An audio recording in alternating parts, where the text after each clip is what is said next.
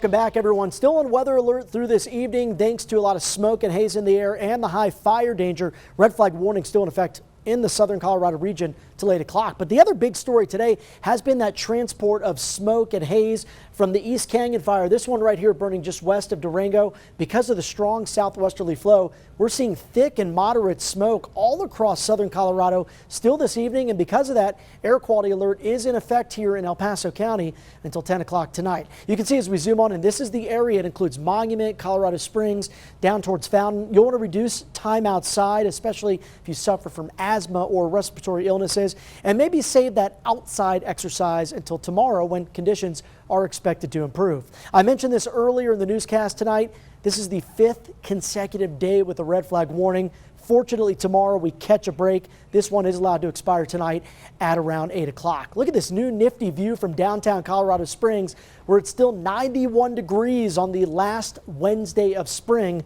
Doesn't feel like spring lately, though, does it? We've seen a lot of heat, even some record-setting temperatures yesterday in downtown Colorado Springs. Right now in Pueblo, we have 96 outside your front door. Still very dry with single-digit humidities there. And in Woodland Park, beautiful shot looking across the park up towards Pikes Peak, where all that snow we saw last week on Tuesday has certainly melted away. Temperatures in Woodland Park right now at 76 degrees. We are tracking the developing cold front here. Look behind the front tonight. Temperatures about 20 to 30 degrees cooler than on the east and south side. And this is all moving our way, folks, as we make our way into the next 24 to 48 hours. The powerful cold front will roll through during the overnight hours, and then we get some rain associated with this area of low pressure Thursday night into Friday, and that is going to be our big weather maker. So initially tonight, behind the cold front after midnight, we'll get some wind, some cooler temperatures heading into Thursday morning. Thursday afternoon, we shave off about 15 to 20 degrees to the daytime highs. So no longer in the 90s and triple digits. Instead, most of us in the 70s and low 80s. As for rain, I think we'll start to see it around Denver, Woodland Park, the Central Mountains, possibly Monument around the dinner hour. That initial band wants to break up and then redevelop out across the southeast plains. So might not see a whole lot tomorrow night, but maybe a slight chance for the Springs and Pueblo down towards the southern mountains. Better chances out east in the plains overnight. And then heading into Friday with the system still in place, you'll notice that we continue to see waves of rain roll through. And I think overall Friday is going to be fairly unsettled and certainly the coolest day of the week.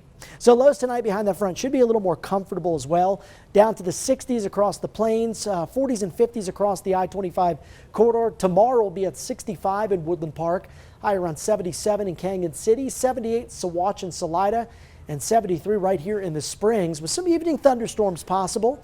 Better chances for rain and thunderstorms on Friday, and maybe a few scattered thunderstorms Saturday, the first day of summer. Notice how temperatures rebound pretty quickly by Dad's Day, back up into the mid-80s. Now in Pueblo, we'll be around 80 degrees on Thursday. Rain and thunderstorms here at times on Friday. Saturday and Sunday, drier skies expected with upper 80s to low 90s by the weekend.